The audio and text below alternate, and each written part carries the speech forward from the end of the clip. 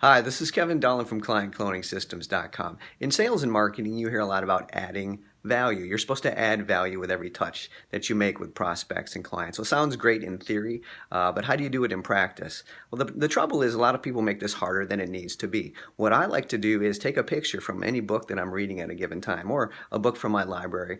2 or 3 pages are all you need that are relevant to your client or your prospect. And I simply send them by email, do this every week. Case in point, yesterday I sent a picture of 4 pages from a really good book by Steve Cialdini. It's called The Small Big.